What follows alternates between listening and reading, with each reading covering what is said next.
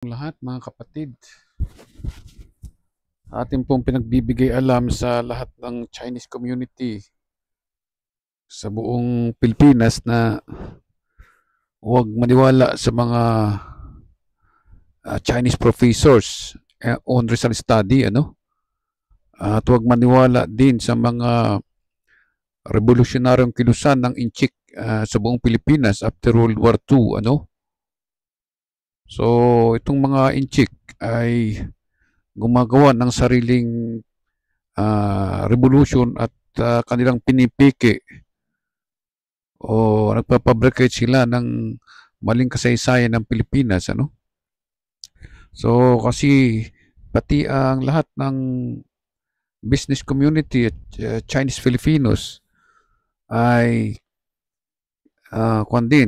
organisadong kilusan ng samahan at sila ay mayroong network organizations dito na pinamumunuan mismo ng professor on Rizal Study na katulad nitong si Oshimare Season, So, pakinggan natin kung ano yung sinasabi niya na yan ay lahat walang katotohanan dahil inililink niya si Dr. Jose Rizal sa Chinese Revolution, So, tingnan natin kung ano yung mga sinasabi ng Inchik.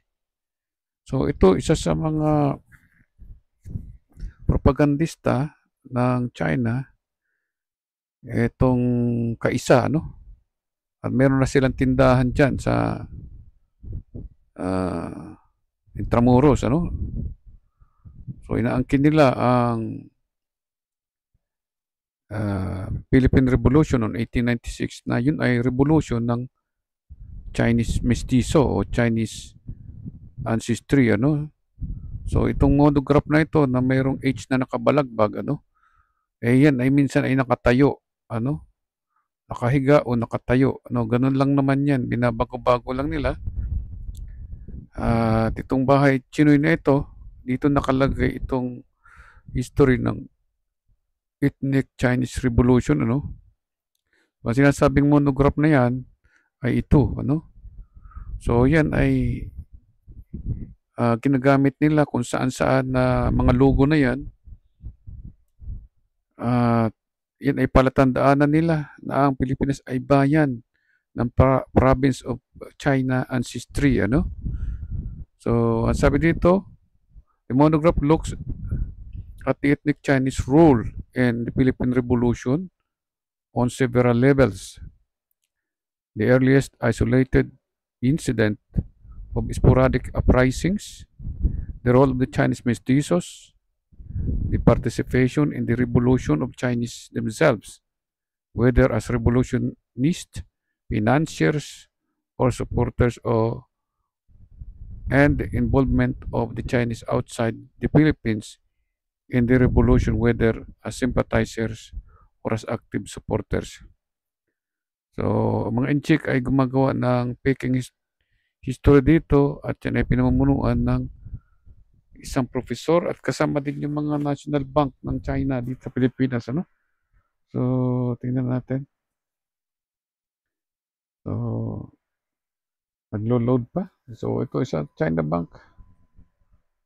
Tingnan po natin yung kanyang sinasabi dito, So, ayon naman dito sa China Bank ay ganito ang sabi, Ang founder ng China Bank ay si D.C. Chuan, At ayon sa kanyang aklat, yung 100 years of trust of China Bank history ay umaamin sila na si Domingo Lamco ay isang Fujianese immigrant, So, ibig sabihin, dayuhan sa Pilipinas. At ayon din dito sa China Bank ay binabanggit ang mga sumusunod na nagmula sa China, katulad ng mga Philippine President tulad ni Emilio Aguinaldo, Sergio Esmiña, Elpidio Quirino, Ferdinand Marcos, Corazon Aquino, and Benigno Aquino III came from Chinese immigrant stock, So, sinama nila si Dr. Jose Rizal na national hero ng bayan mula sa province of China, ano. Kaya yung bayang Magiliw, ang ibig sabihin niya tayo o sila ay isang bayan lamang, pero ang founding father ng Pilipinas ay ancestors of China, ano. So diyan nagre-reflect yung sinasabi ni Xi Jinping, ano, and the founding father of the Philippines came from Xinjiang of Fujian province.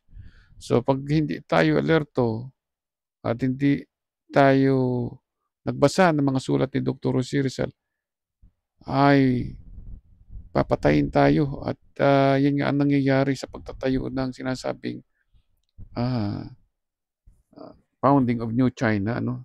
Papatayin ay tayo dahil sa maling kasaysayan na binubuo nitong mga inchik ng buhay ni Dr. Jose Rizal ay illegally na kanilang ah,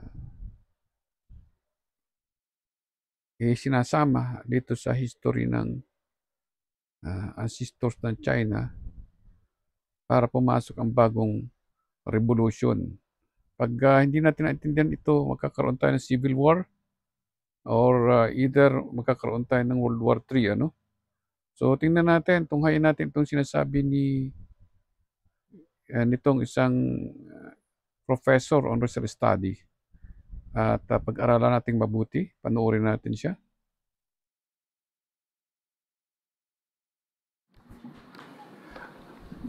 First of all, I would like to reiterate the season's greetings.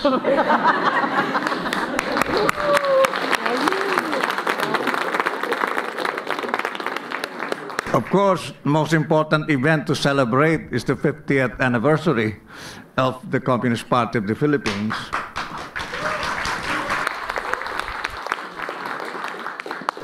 It would be easy for you to listen and follow if you have read the long version of what I'm going to deliver to you. This is a compressed version of the great achievements of my article, The Great Achievements of the Communist Party of the Philippines in Waging Revolution in the last 50 years. Dear comrades and friends, thank you for inviting me to speak at this cultural celebration of 50 years of the Filipino people's struggle for national and social liberation under the leadership of the Communist Party of the Philippines. All of us appreciate the cultural and artistic performances and exhibits that constitute the celebration. We are thankful to the NDFP and the Linangan Art and Culture Network as organizers, and to the Basis for Aktuelle Kunst, or BAC, as host organization, and to all the directors, performers, and other contributors to the cultural celebration. It is my task this afternoon to cite and commend the great achievements of the Communist Party of the Philippines and the Filipino working class and people to carry out the new democratic revolution against U.S. imperialism, domestic feudalism, and bureaucrat capitalism. The CPP upheld and applied the theory and practice of Marxism, Leninism, Maoism. It was able to analyze the social history, revolutionary experience, and current circumstances of the Filipino people, and it was able to carry out the first great rectification movement, formulate the party constitution and program for the People's Democratic Revolution. The new democratic revolution is a continuation of the unfinished revolution started by the Katipunan in 1896. The old democratic revolution. So ang sabi nitong pinuno ng fraternity ng bayan, ano, ay continuation daw ng 1896 Philippine Revolution, yung revolution ng Chinese Communist Party dito sa Pilipinas, ano? So, matandaan natin ang lahat ng founder ng Chinese Communist Party in the Philippines, ano, lahat yan ay nagmula sa province of Fujian, ano? At ang kanilang pinaglalaban ay ancestors of China, ancestors ni Mao Zedong, ancestors ni Limahong, ano? So pinaghalo-halo na nila, ano? So expert ang Inchik sa pagdating sa pangluloko, ano? So pag binasa mo yung sulat ni Dr. Jose Rizal, ay walang kinalaman ang patayan sa Pilipinas noong 1896 tungkol sa pagpatay nitong mga Communist Party of the Philippines sa mga militaring Pilipino. Ano? Dahil dito ang sinasabing pagpatay sa mga Pilipino o pakikipagpatayan ng mga Pilipino ay hindi tungkol sa komunista, no? Kundi ito'y tungkol sa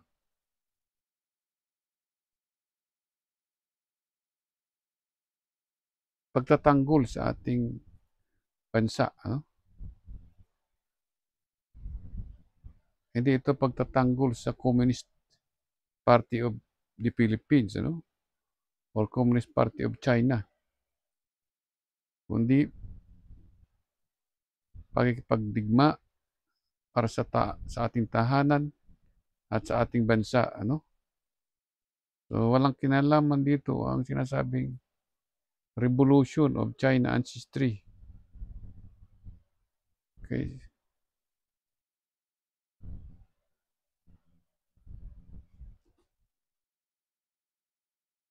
Hindi karugtong ng Chinese Revolution ang Philippine Revolution noong 1896, ano? Dahil ang Philippine Revolution noong 1896 ay para lamang sa para lang makita ng mga Pilipino ang kalayaan ng ating bansa, no? Dito sa lupain, no, ng Pilipinas, na dapat ang lupain ng Pilipinas, no, ay Diyos ang naghahari, ano, at hindi si Mao Zedong. Okay? So, ang pinaglaban ng mga katipunero ng panahon ay tayo ay magkaroon ng isang bansa na walang mamamatay tao, no? So yun lang, ano? Itong mga inchik na ito ay walang Diyos, no? Dahil kinokopya lang nila itong Philippine Revolution para manghingi ng tax at magkaroon sila ng ah, historic rights dito na i-reverse ang kasaysayan ng Pilipino na ang mga inchik ang biktima dito sa bayan nila, no? Kasi tinawag nilang ang Pilipinas ay kanilang bayan. Okay? At ang Pilipino ay ginawa nilang language, ano? Dito sa ating history, ano? Sa totoong history, ano? Hindi tungkol yan sa history ng University of the Philippines na na-infiltrate ng mga Fujian Chinese mafia, ano? So, maliwanag na pinaglalaban ni Dr. Rizal ay hindi Chinese Revolution, ano? O fraternity. Okay? Ng Chinese. Kaya sinasabi ni Dr. Rizal ay tungkol lamang sa ating bansa.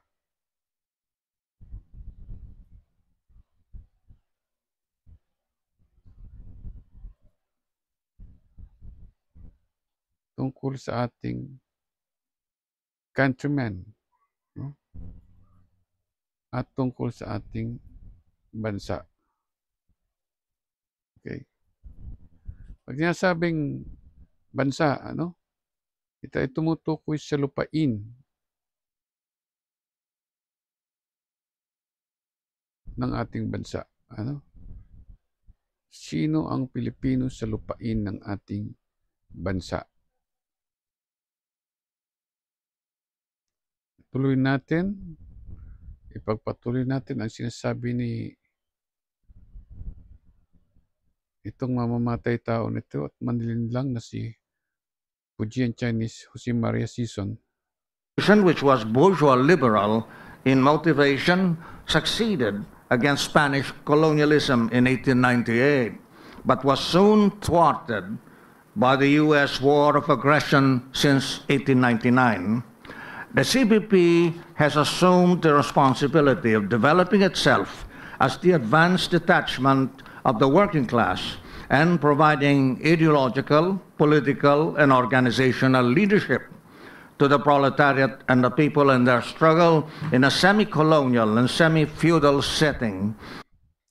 So, ang ginawa ng mga inchik na ito sa kanilang panluloko ay ginawa nilang kalaban itong Americans,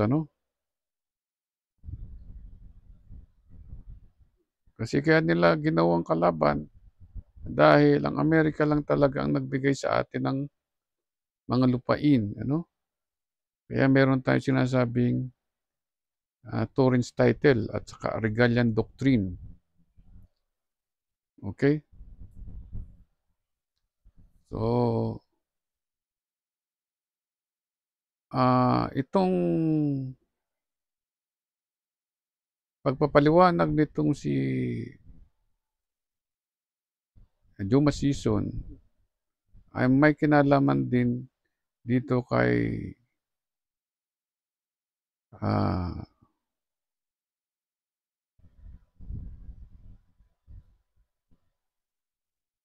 may kinalaman siya dito kay Emilio Aguinaldo,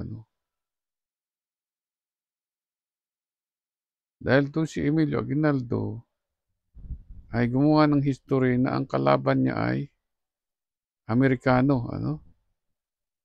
Kasi pinalabas niya na ang mga Pilipino ay bayan ng province of Chinese ancestry.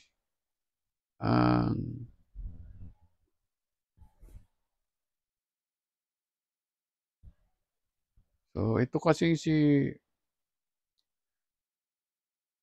Duterte at saka itong si Emilio Aguinaldo ay kapwa Fujian Chinese,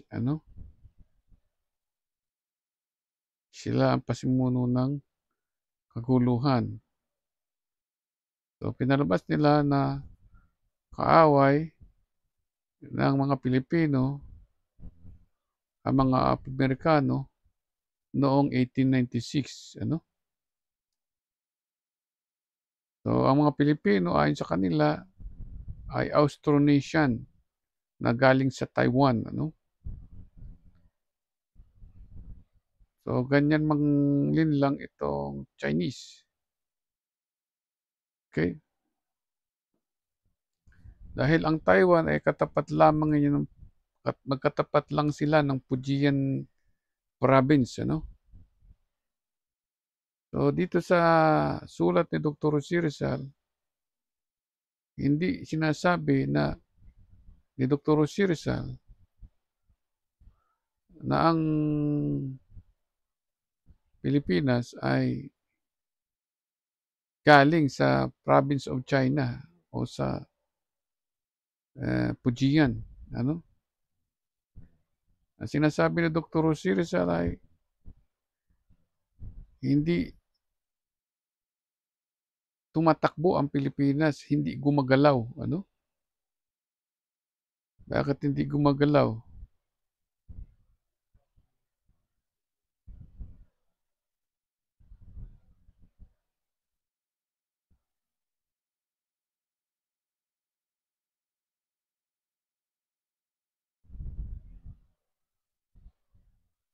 Okay.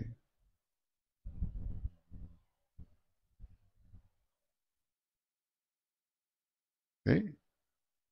Bakit hindi gumagalaw ang Pilipinas?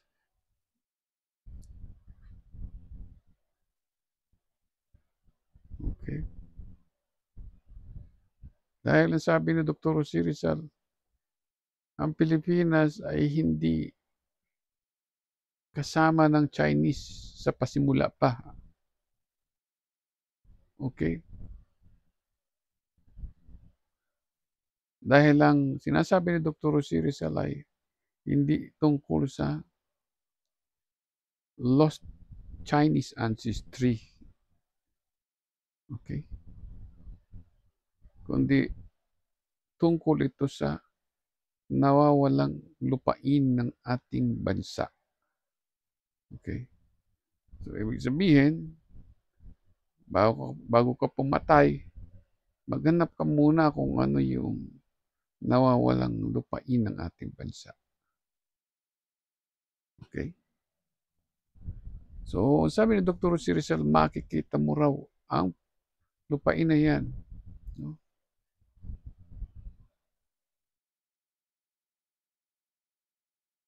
Sa karagatan. Okay. Unang-una sinasabi niya sa karagatan eh. Tulad sa perlas.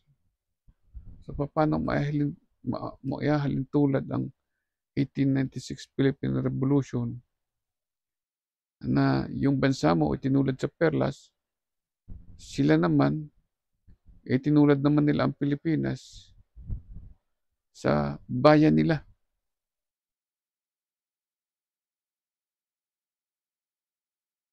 At kinakailang mamatay sila para sa bayan. Ano?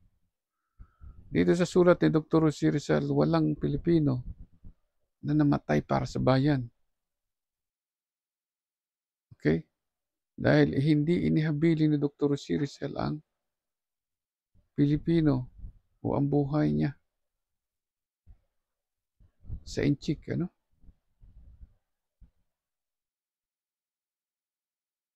So, anong sabi niya? Ang buhay niya ay binigay niya lamang sa lupain ng bansang Pilipinas.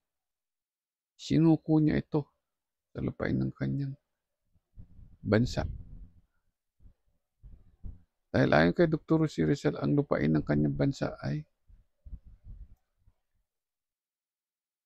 Diyos ang naghahari. Okay?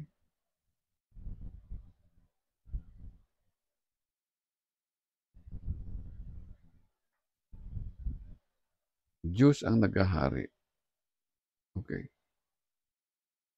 So, hindi pwedeng pumunta rito ang Chinese ancestry o Communist Party of China in the Philippines para pagharian yung ating bansa.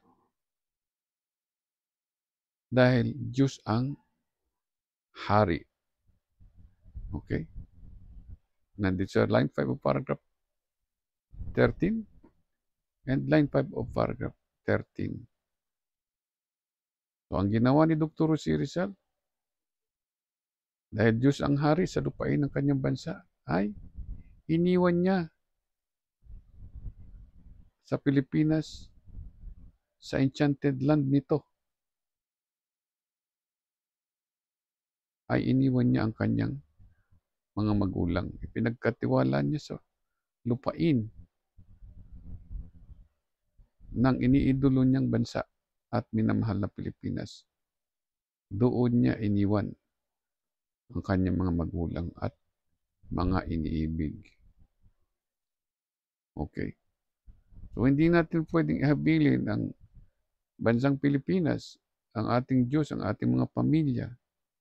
Hindi natin pwedeng ihabilin sa mamamatay tao at mangluloko na si Jose Maria Sison.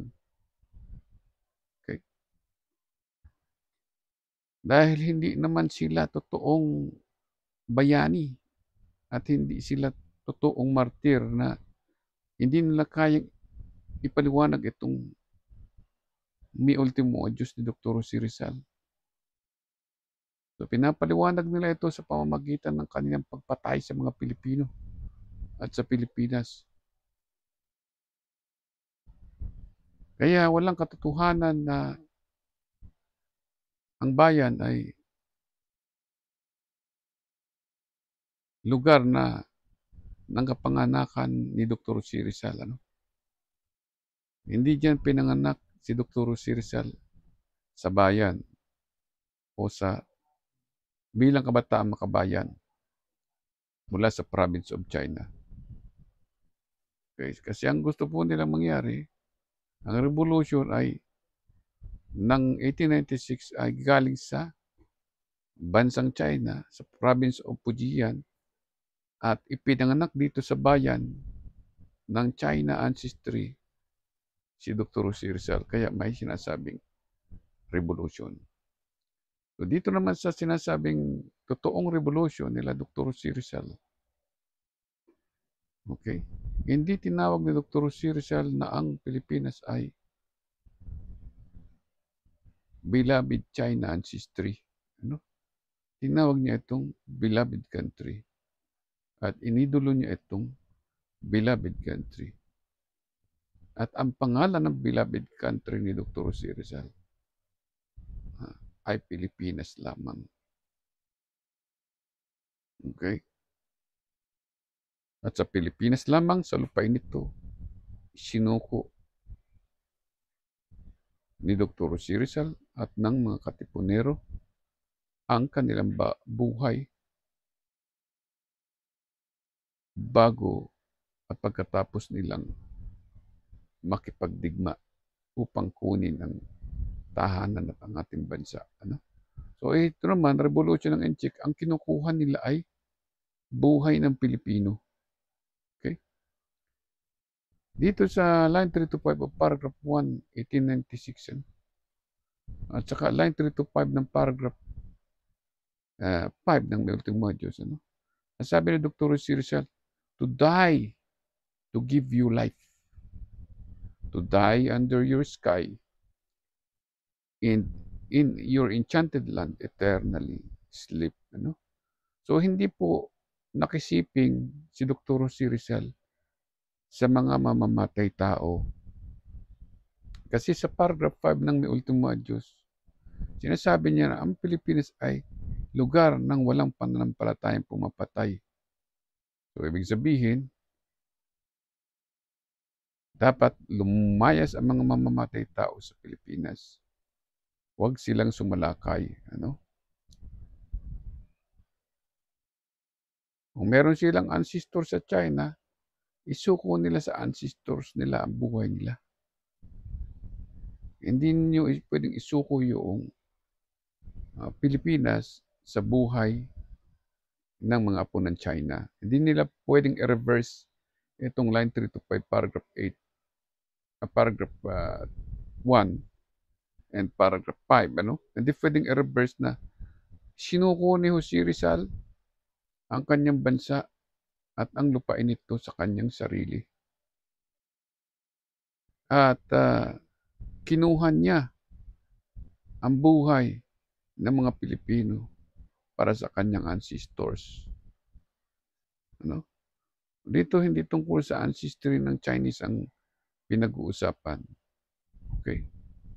Ang lahat ng mga sinasabi dito sa May Ultimo Adios o Last Farewell ni Dr. Jose Rizal ay walang kinalaman sa Chinese Revolution. Kaya maliwanag na terrorism ang ginagawa ng Communist Party of China and the Philippines at pwedeng magkaroon ng civil war dito dahil sa pamimiki ng kasaysayan ng Pilipinas. Ano? Kaya yung pangluloko, ano? At yan ay naging legal na ang pangluloko. Itong mga ito, ano? Na magkakaroon talaga ng giyera. Digmaan, ano? Dahil dito sa sinasabi ni Dr. Jose Rizal, hindi sinabi ni Dr. Jose Rizal na countryman niya yung Laguna o Cavite. Ano? Ang sinasabing countryman ni Dr. Jose Rizal ay inhabitant of the Philippines. Hindi naman nagtira ang China doon sa Cavite at saka diyan sa Bicol at saka diyan sa Laguna. Hindi residents, hindi immigrant.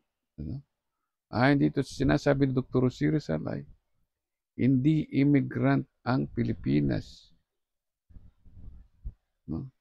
sa dugo ng Inchik. Hindi pwedeng yung sinasabing lupain ng bansa niya ay Chinese immigrant.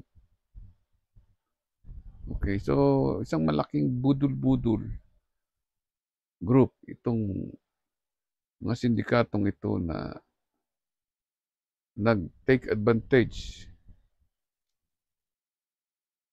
sa kahinaan ng mga Pilipino sa pangunawa habang sila ay niloloko. Dahil itong mga Inchik na ito ay may hilig nga sa aginaldo. So mag-aaginaldo sila ng bahay pero ang nanakawin nila ay buong bansa. Yan ang trabaho nitong si Emilio Aguinaldo. Kung wari nagbigay siya ng aginaldo ng bahay, pero ang ninakaw niya ay buong bansa. Okay? Kung wari, ginawa niyang bayani si Dr. Rosy Rizal, pero bayani ng bayan na galing sa province of China ancestry. Dito sa sinasabi ni Dr. Rosy Rizal, kaya tinawag ni Dr. Rosy Rizal na ang kanyang minamahal na bansa ay Eden. Para hindi sabihin ng mga Inchik, o hindi maagaw ng mga Inchik ang Pilipinas. Sapagkat ang sinasabing ang Pilipinas ay aming Eden, ibig sabihin ito ay lupain ito ng Diyos. Hindi pwedeng yung lupain ng Diyos ay pag-aari ng Chinese ancestry. Kaya alam ni Dr. Rosy Rizal kung sino yung sinasabi niyang mga kalaban. Dito sa paragraph 13. Ang kalaban ni Dr. Rosy Rizal ay maliwanag na mga mamamatay tao. Okay, isa-isahin natin para maintindihan ng mga Okay, ang gusto ni Dr. Rosy Rizal ay iwanan ang Pilipinas, lisanin na walang mamamatay tao. Okay. Nandito. Okay. Ang laki ng hindi nababago.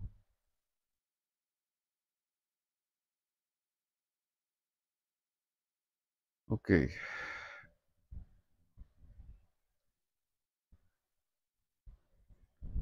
Okay, ayusin natin. Highlighter na lang. Okay, sabi ni Dr. Rosy Rizal ay iniwan niya ang Pilipinas, dapat iiwan niya ang Pilipinas, nararapat na iiwan niya ang Pilipinas, na dapat walang mga alipin, walang mamamatay tao, at walang oppressor.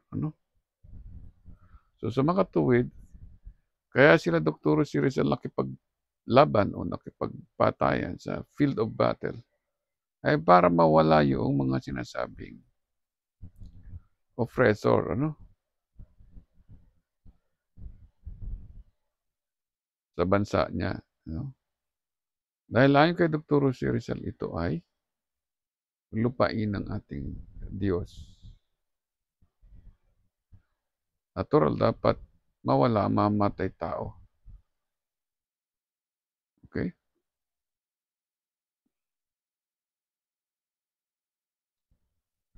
Hindi pwedeng si Dr. Rosy Rizal ay pagbintangan apo ng China at siya yung ino-oppress. Sila yung si Dr. Rosy Rizal ay biktima,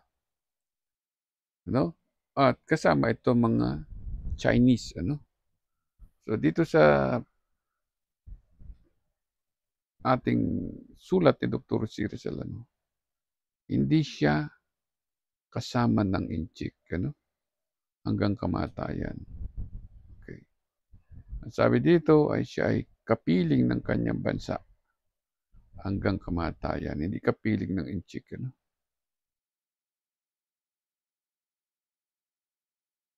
Kaya grabing mandin lang itong Chinese.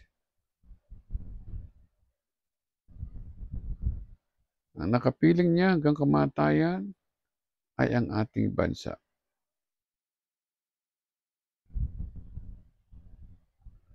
Okay. So, pagkatapos ng digmaan nito, sa paragraph 2, at dito sa paragraph 9, ano? Pagkatapos nilang magbigay ng buhay sa kanilang bansa, ano?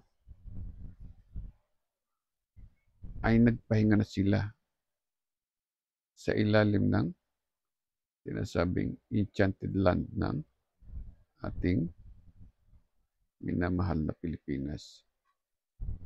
Kaya hindi na sila nagtayo ng kahit anong revolution uli na mayapa na sila. Okay? Yan ay hindi para sa pagmamahal nila sa Chinese ancestry, kundi pagmamahal sa ating beloved country. Ano?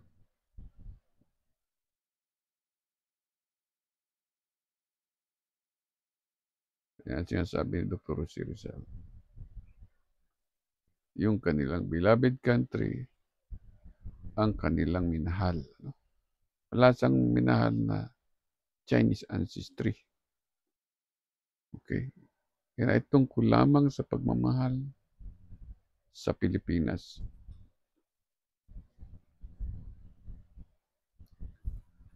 Okay. So, itong mga inchik ay walang pagmamahal sa Pilipinas. Ano? Pinalabas nila na iniwan ni Dr. Jose Rizal ang Pilipinas sa Laguna. Okay? At saka sa Cavite at Camarines Norte. Ano? Okay, hindi ni Dr. Jose Rizal iniwan sa Chinese ang bansang Pilipinas. Ano? Ayon kay Dr. Jose Rizal ay